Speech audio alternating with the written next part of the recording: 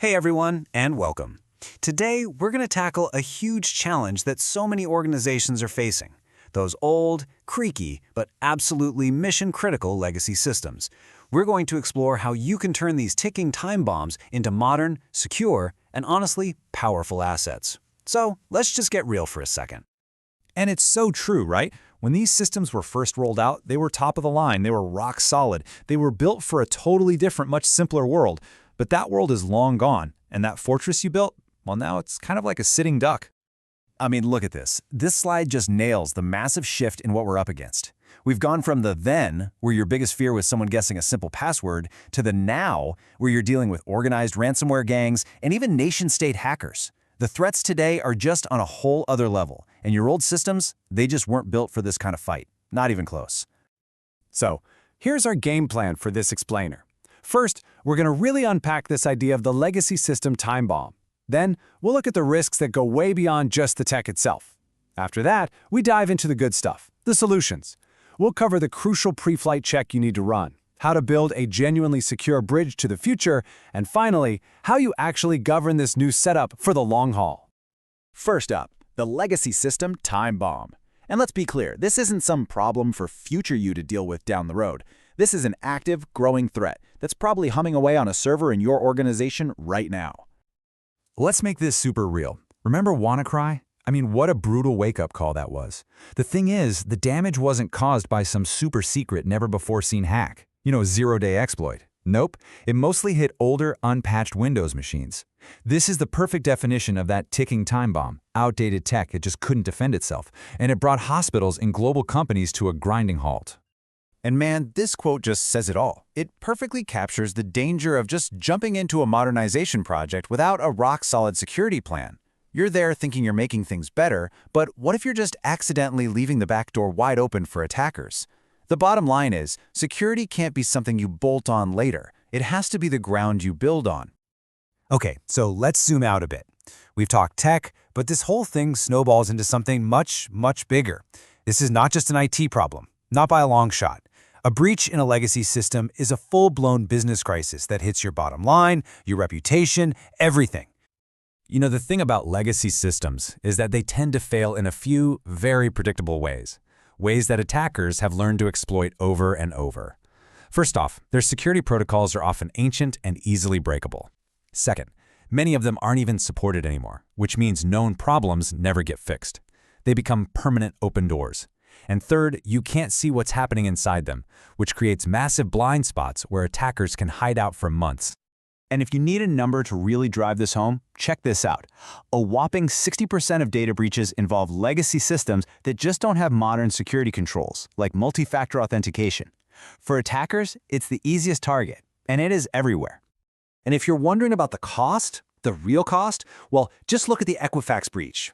This disaster, which ended up costing the company more than $575 million in fines and settlements, all stemmed from a single known vulnerability in a legacy system that they just hadn't patched. The financial fallout can be absolutely mind-blowing. And that cost, it's not just a single number on a spreadsheet. It's a disaster on multiple fronts.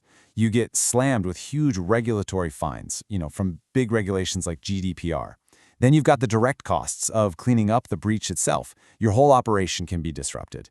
And finally, there's that massive, sometimes permanent damage to your brand and the trust your customers have in you.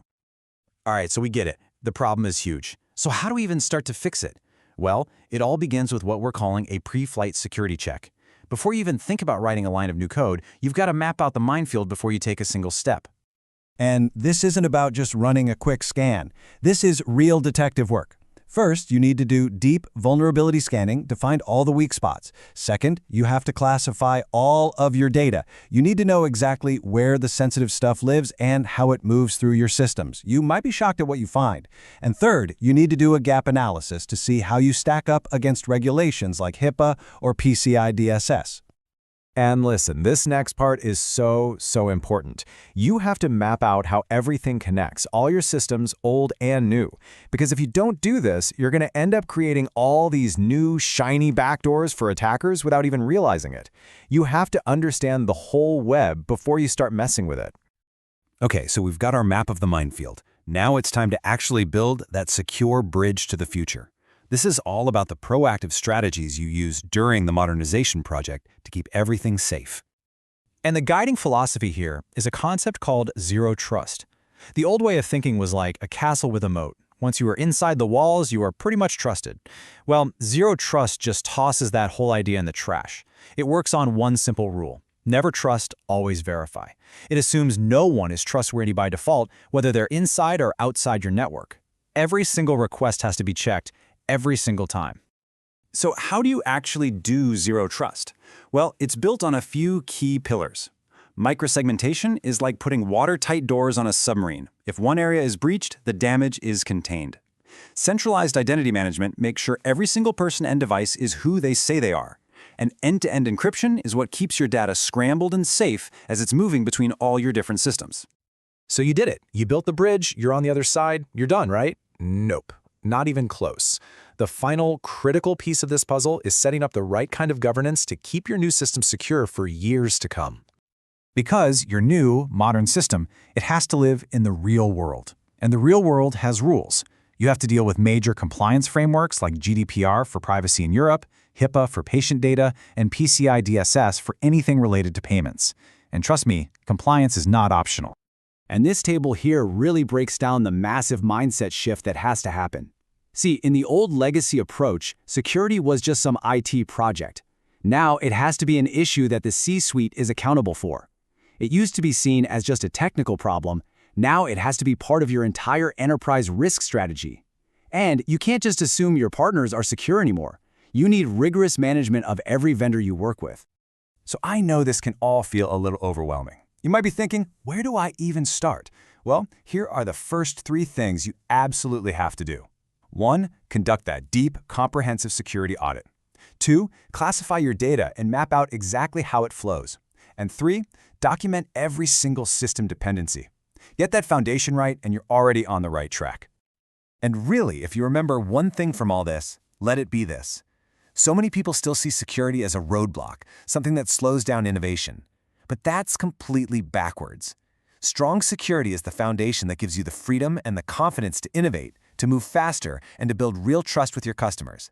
It's actually what lets you win. So I'll leave you with this one last question, and I really want you to think about it for your own projects. Are you actually building a modern, secure fortress that's ready for today's threats? Or are you just slapping a pretty new paint job on the same old, vulnerable house? The answer isn't just about the success of your project, it could be about the future of your entire organization. Thanks for watching. We appreciate you. Check out the next video on this topic, or subscribe to our channel to keep up with our latest explainer videos, live webinars, and other insights into technology solutions.